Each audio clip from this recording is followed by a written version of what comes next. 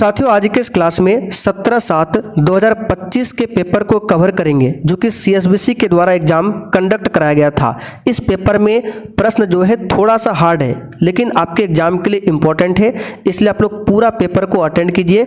इससे आपको पता चलेगा एग्जाम में किस टाइप से क्वेश्चन बन सकता है। तो इस सेट का पहला क्वेश्चन देखिए, कंप्यूटर में मेमोरी की सबसे छोटी इकाई कौन सी है? बाइट, बीट, निबल या फिर चौथा ऑप्शन वर्ड।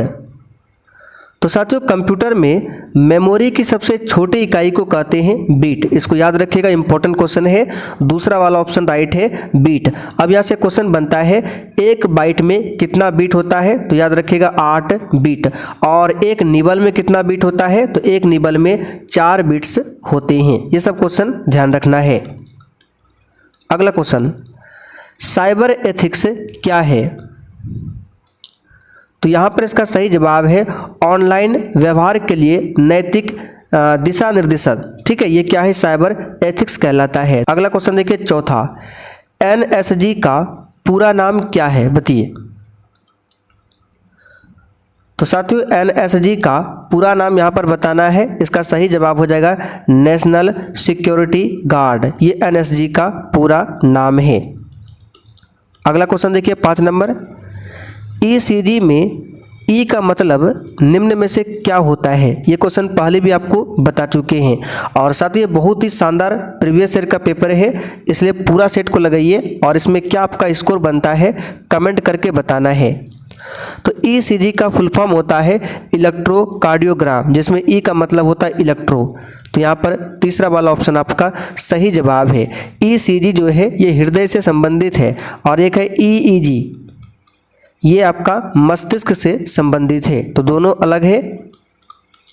अगला क्वेश्चन देखिए, जनजातीय समुदाय द्वारा भगवान शामलाजी, जिन्हें कृष्ण या विष्णु का अवतार माना जाता है, के मेले का आयोजन किस राज्य में होता है?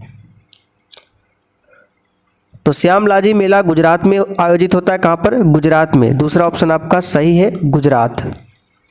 आगे देखिए, निम्नलिखित में से कौन सा शासक कविराज की उपाधि से विभूषित था? आप लोग देख सकते हैं किस टाइप से क्वेश्चन एग्जाम में पूछा जाता है। तो कौन सा शासक कविराज की उपाधि से विभूषित था? इसका सही जवाब हो जाएगा समुद्रगुप्त, जिन्हें भारत का नेपोलियन भी कहा जाता है। इनके दरबारी कवि कौन थे? हरिसेन, जिन्होंने प्रयाग प्रशस्ति लेख की रचना भी किया है। अगला क्वेश्चन, भागलपुर जिला डैश के उत्पादन में अग्रणी है। बिल्कुल इसी पैटर्न पर आपके एग्जाम में क्वेश्चन पूछे जाएंगे। तो ये क्वेश्चन पहले भी प्रैक्टिस सेट में करा चुके हैं। भागलपुर जिला जो है रेशम के उत्पादन में अग्रणी है, इसलिए भागलपुर को सिल्क सिटी भी बोला जाता है। तो यहाँ पर फर्स्ट ऑप्शन राइट है।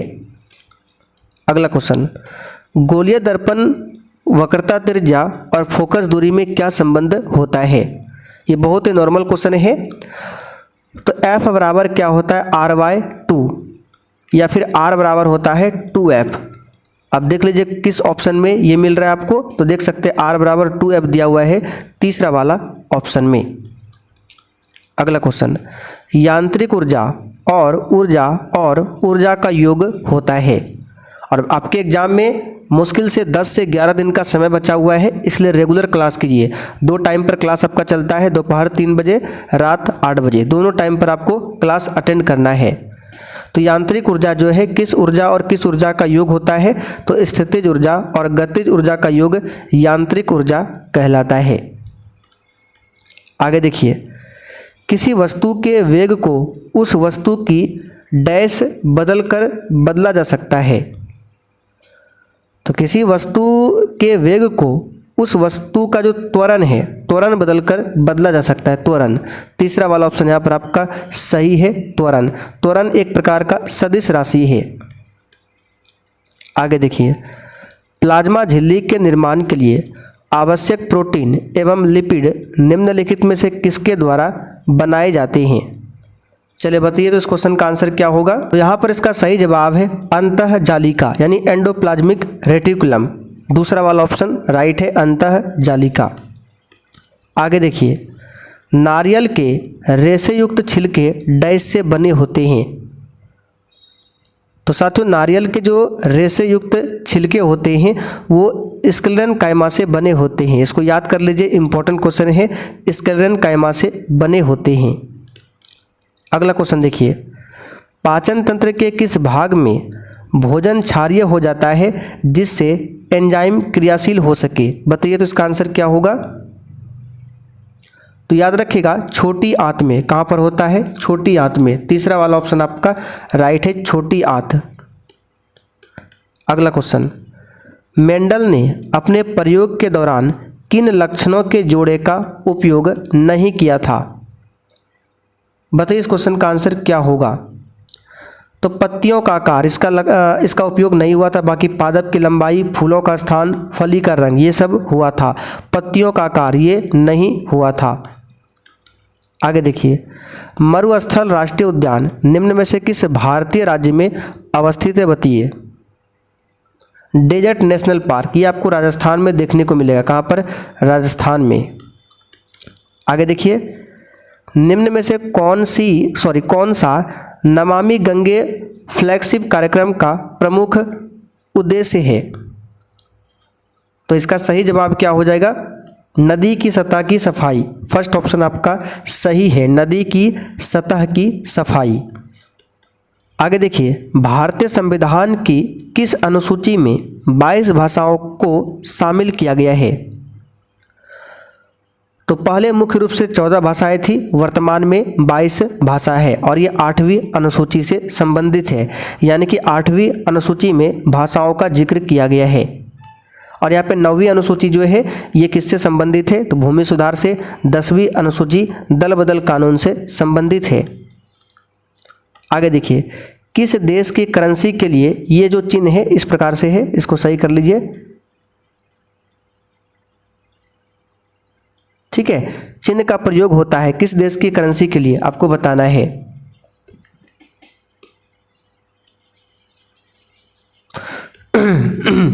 होगा। आगे देखिए, किस देश की करेंसी के लिए ये जो चिन्ह है ये चिन्ह इस प्रकार से होगा। इसको सही कर लीजिए। ये चिन्ह का प्रयोग होता है किस देश की करेंसी के लिए? तो यहाँ पर इसका सही जवाब क्या हो जाएगा? तो ये जो है जापान और चीन दोनों के लिए। ठीक है, जापान और चीन दोनों के लिए। येन का प्रतीक है, येन प्रतीक है और युआन प्रतीक है। जापान और चीन। जापान की मुद्रा जो है येन हो जाएगा और चीन का हो जाएगा युआन। दोनों का प्रतीक है ये वाला। आगे देखिए, समताप मंडल में ओजोन परत का कार्य क्या है? बताइए। तो समताप मंडल में ओजोन परत का कार्य क्या है? आप सभी को पता है, हानिकारक परावैंगनी किरणों को रोकना। ओजोन परत की बात करें तो ओजोन का सूत्र पूछा जाता है, O3 होता है। ओजोन परत की मोटाई को किससे मापा जाता है? तो डॉप्सन इकाई से। आगे देखिए, निम्न में से कौन सा सूर्य से सबसे ज़्यादा दूर है? तो ये है नेपच्यून, जिसको वरुण ग्रह बोला जाता है, सूर्य से सबसे ज़्यादा दूर है। और सूर्य से सबसे नज़दीक पूछे तो बुध है।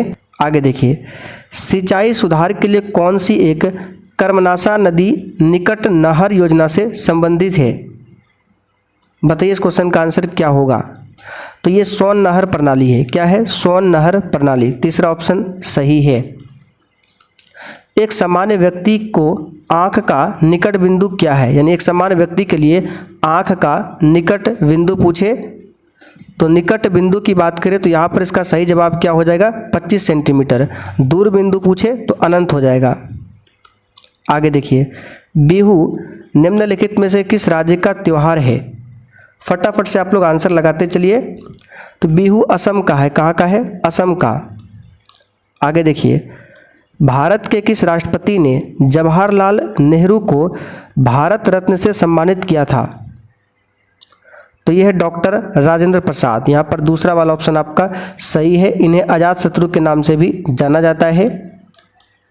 अगला क्वेश्चन, भारत का सबसे लंबा रबड़ बांध कौन सा है? तो यह है गयाजी बांध। दूसरा ऑप्शन आपका सही जवाब है, गयाजी बांध, जिसे रबर डैम भी बोला जाता है, गयाजी बांध पर स्थित है। दूसरा ऑप्शन राइट है। भारत का सबसे लंबा रबर डैम है जो बिहार के गया में फल्गु नदी पर है। किस नदी पर है? फल्गु नदी पर। आगे देखिए, सोब्रॉन विश्वविद्यालय में प्रोफेसर नियुक्त होने वाली पहली महिला और विज्ञान के क्षेत्र में 2 नोबेल पुरस्कार प्राप्त करने वाली एकमात्र महिला कौन थी? तो यहाँ पर इस क्वेश्चन का आंसर क्या हो जाएगा? तो इसका आंसर हो जाएगा मैरी क्यूरी। दूसरा ऑप्शन आपका राइट है, मैरी क्यूरी। आगे देखिए, निम्नलिखित में से कौन सी पुस्तक रामधारी सिंह दिनकर द्वारा लिखी गई थी? बताइए तो। रामधारी सिंह दिनकर को राष्ट्रकवि भी कहा जाता है, तो कौन सी पुस्तक है? तो इसका सही जवाब है रश्मि रथी। यहाँ पर फर्स्ट ऑप्शन आपका राइट है, रश्मि रथी। आगे बढ़ते हैं, जवाई बांध परियोजना कौन से राज्य में स्थित है? बताइए। तो जवाई बांध परियोजना जो है ये राजस्थान में, कहाँ पर है? राजस्थान में। आगे देखिए, निम्नलिखित में से किसे बिहार और उड़ीसा विधान परिषद का प्रथम अध्यक्ष नियुक्त किया गया था?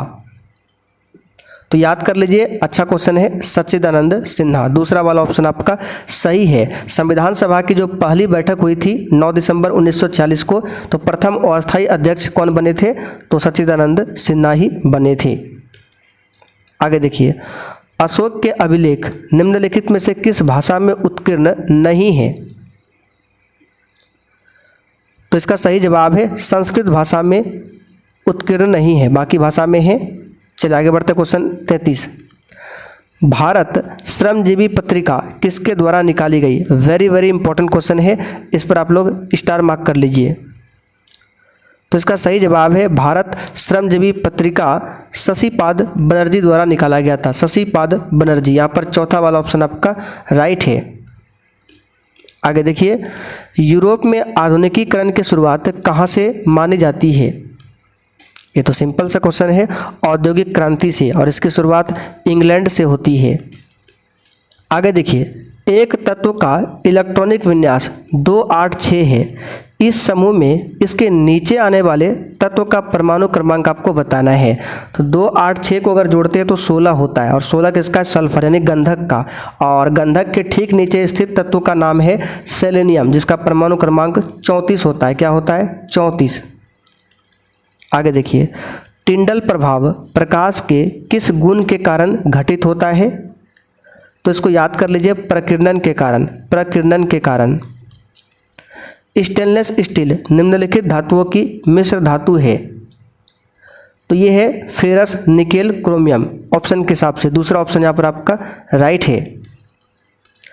घटते हुए क्रम में धातुओं की क्रियाशीलता का सही क्रम क्या है बताना है। घटते हुए क्रम में तो सबसे अधिक क्रियाशील तो पोटेशियम होता है। क्या होता है? पोटेशियम। तो सबसे पहले जो पोटेशियम जिस ऑप्शन में होगा वही आंसर होगा। तो ये तो होगा नहीं, ये भी नहीं होगा, तो बचा 2 और 3। अब पोटेशियम के नीचे क्या है वो आपको बताना है। तो पोटेशियम से आपके नीचे सोडियम, फिर कॉपर, फिर यहाँ पे Au सोना दिया हुआ है। तो ये आपका सही है क्रियाशीलता का। दूसरा वाला ऑप्शन आपका राइट है। क्रियाशीलता श्रेणी को आप लोग देख लीजिए, आपको समझ में आ जाएगा पोटेशियम के नीचे क्या है, सोडियम, फिर कॉपर, फिर सोना। ठीक है। निम्न में से कौन सा कथन गतिज ऊर्जा के बारे में सही है? तो यहाँ पर दूसरा वाला, गतिज ऊर्जा वस्तु के वेग के वर्ग पर निर्भर करती है। दूसरा वाला ऑप्शन यहाँ पर आपका राइट है। ठीक है, दूसरा ऑप्शन राइट है। सोन नदी परियोजना का विकास किस वर्ष आरंभ हुआ था? बताइए। यहाँ पर देखिए, जो गतिज ऊर्जा का सूत्र होता है क्या होता है? Half mv²। ठीक है, यानी कि काइनेटिक एनर्जी, इसका फॉर्मूला हाफ mv²। तो गतिज ऊर्जा किस पर निर्भर करता है? तो यहाँ पर देख सकते हैं, एक द्रव्यमान पर निर्भर करता है, दूसरा वेग के वर्ग पर। यहाँ पर वर्ग लिखा हुआ है, v का स्क्वायर यानी वेग का वर्ग। तो गतिज ऊर्जा के वस्तु के वेग पर निर्भर करता है। बिल्कुल सही है।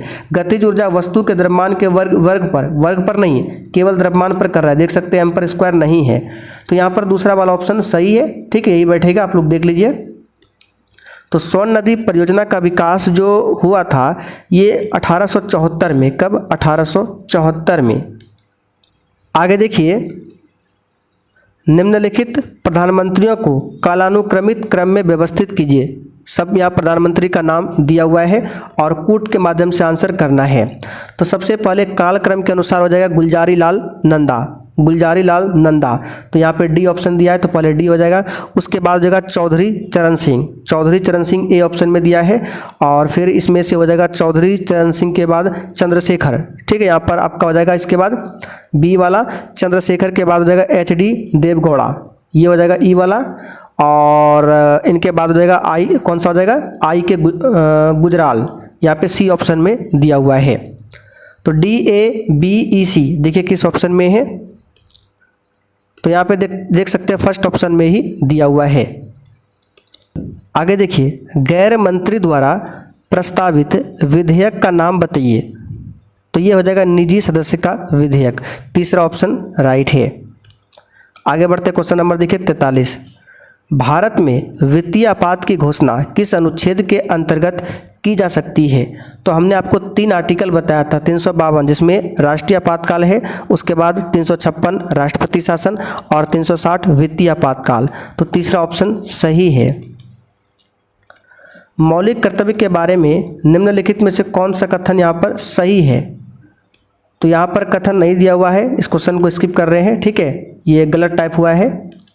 आगे देखिए, कौन से संवैधानिक संशोधन अधिनियम ने बिहार को जनजातीय कल्याण मंत्री रखने की अनिवार्यता से मुक्त कर दिया? तो यह है 94वां संवैधानिक संशोधन अधिनियम 2006 वाला। आगे देखिए, मुंडा विद्रोह किस वर्ष हुआ था? देखिए इसमें किसी भी प्रश्न का ज़्यादा डिस्कस नहीं कर रहे हैं, सिर्फ यहाँ पर आपको दिखा रहे एग्जाम का पैटर्न किस तरह से रहता है। तो मुंडा विद्रोह जो है, जिसे उलगुलान विद्रोह भी बोला जाता है, ये शुरू हुआ था 1899 से 1900 के बीच में, तो दूसरा ऑप्शन सही है। फूल नहीं रंगे रंग बोलते हैं काव्य संग्रह के रचनाकार कौन है? तो साथियों, फूल नहीं रंग बोलते हैं काव्य संग्रह के रचनाकार है Kedarnath Agrawal, first option right है। आगे देखिए, निम्नलिखित में से किस वाक्य में सकर्मक क्रिया है? तो एक होता है अकर्मक, दूसरा होता है सकर्मक। अकर्मक में कर्म नहीं होता है, सकर्मक में कर्म होता है। तो रीना हंसती है, इसमें कर्म नहीं है, यहाँ पर देख सकते हैं कर्ता है, ठीक है, कर्ता कारक यहाँ पे है, यहाँ पे कर्ता कारक है, यहाँ पे कर्ता कारक है, यहाँ पे कर्ता कारक है। तो यहाँ पर देख सकते रीना हंसती है, पक्षी उड़ रहे हैं, मोहन रो रहा है, इन तीनों में से किसी में भी कर्म नहीं है। जैसे ममता पढ़ रही है, क्या पढ़ रही है? तो पुस्तक पढ़ रही है, तो इसमें कर्म दिया हुआ है, तो ये आपका सकर्मक है, दूसरा ऑप्शन आपका राइट है। आगे देखिए, निम्नलिखित में से कौन सा शब्द पुल्लिंग नहीं है? तो यहाँ पर इसका सही जवाब हो जाएगा उर्दू। उर्दू शब्द एक भाषा का नाम है और भाषाएं सामान्यतः स्त्रीलिंग मानी जाती है, इसलिए उर्दू भी क्या होगा? स्त्रीलिंग। बाकी मोती, तांबा, मीन ये पुल्लिंग है। आगे देखिए, एडमिनिस्ट्रेशन के लिए सही परिभाषिक शब्द क्या है? तो इसको हिंदी में बोला जाता है प्रशासनिक, तीसरा ऑप्शन आपका राइट है, या फिर प्रशासन बोला जाता है। आगे देखिए, कवि रसखान किस छंद में अपनी रचनाएं करने में सिद्धस्थ थे? कवि रसखान, तो यहाँ पर इसका सही आंसर क्या हो जाएगा? सवैया। क्या हो जाएगा? सवैया, तीसरा ऑप्शन राइट है, सवैया। जेड मोड सुरंग कहाँ पर स्थित है बताइए? चलिए इसका आंसर बताइए फटाफट से। जेड मोड सुरंग ये कहाँ पर अवस्थित है? तो यहाँ पर इसका सही जवाब है जम्मू कश्मीर। क्या होगा? जम्मू कश्मीर। आगे देखिए, निम्नलिखित में से किसे नवंबर 6, 2024 को संयुक्त राज्य अमेरिका के 47वें राष्ट्रपति के रूप में चुना गया? तो ये डोनाल्ड ट्रंप हो जाएगा, ठीक है, डोनाल्ड ट्रंप। कौन सा साहित्य सामथा हार्वे द्वारा नहीं लिखा गया है बताइए? तो सामथा हार्वे के द्वारा कौन सा साहित्य नहीं लिखा गया है? तो प्रोफेट सॉन्ग ये नहीं लिखा गया है, चौथा ऑप्शन यहाँ पर आपका सही है। आगे देखिए, निम्नलिखित घटनाओं पर विचार कीजिए, यानी सबसे पहले क्या हुआ था, फिर क्या इसे बताना है सही कालक्रम के अनुसार। तो देखिए, भारतीय वाणिज्य और उद्योग परिसंघ का गठन ये तो 1927 में हुआ था, ठीक है, 1927 में। दलित वर्ग एसोसिएशन का गठन ये 1930 में हुआ था। दूसरा गोलमेज सम्मेलन 1931 में हुआ था, पहला 1930 में हुआ था। पूना पैक्ट कब हुआ था? 24 सितंबर 1932 को। अब इसको देख लीजिए, सबसे पहले क्या हो जाएगा? बी वाला, उसके बाद कौन सा हो जाएगा? सी, फिर ए, फिर D, B C A D. देखिए किस ऑप्शन में है बी सी ए डी? चौथा ऑप्शन में दिया हुआ है। अगला question, Vasco da Gama Bharat के किस शासक से मिला था? सिंपल सा क्वेश्चन है, जमोरिन से। 1498 में आया था वास्को डी गामा भारत। अगला क्वेश्चन, भक्ति आंदोलन परंपरा से संबंधित स्रोत धरणीदास और दरिया साहब का संबंध किस राज्य से रहा है? तो बिहार से रहा है। कहाँ से? बिहार से। आगे देखिए, कर्क रेखा निम्नलिखित में से किस राज्य से होकर नहीं निकलती है? तो ये 8 राज्य से होकर निकलती है, सभी को पता है। गुजरात, राजस्थान, मध्य प्रदेश, छत्तीसगढ़, झारखंड, पश्चिम बंगाल, त्रिपुरा और मिजोरम। उड़ीसा से होकर नहीं निकलता है। किस नदी का उद्भव महाकालेश्वर चोटी से होता है? तो ये है कृष्णा नदी। फर्स्ट ऑप्शन आपका राइट है, कृष्णा नदी।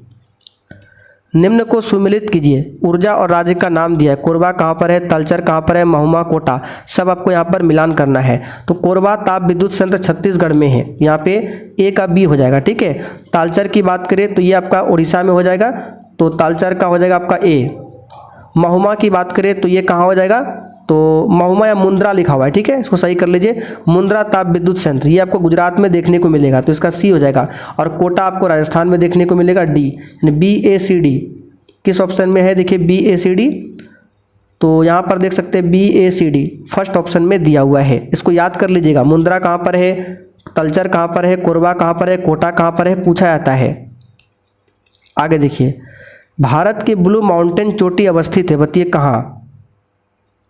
तो ये मिजोरम में है। कहाँ पर है? मिजोरम में। और ये मिजोरम राज्य की सबसे ऊंची चोटी है, ब्लू माउंटेन। भारत में निम्नलिखित में से कौन सा स्थान विश्व का सबसे आर्द्र स्थान है? तो ये हो जाएगा मासिनराम। तीसरा ऑप्शन राइट है, मासिनराम। सार्वजनिक और निजी क्षेत्र किस आधार पर विभाजित किया जाता है? तो ये उद्यमों के स्वामित्व यानी मालिक के आधार पर। आगे देखिए, वर्ष 2011-12 में तेंदुलकर रिपोर्ट के अनुसार निम्न राज्यों में से किस राज्य में निर्धनता अनुपात सर्वाधिक था? तो ये छत्तीसगढ़ में। कहाँ पर था? छत्तीसगढ़ में। लास्ट क्वेश्चन देखिए, ऋण या साख से तात्पर्य किनके बीच समझौते से है? तो ऋणदाता और ऋणी से। फर्स्ट ऑप्शन राइट है। तो साथियों, ये था आपका प्रीवियस ईयर का पेपर। अब कमेंट करके बताइए आपने इस पेपर में कितने क्वेश्चन सही किए हैं।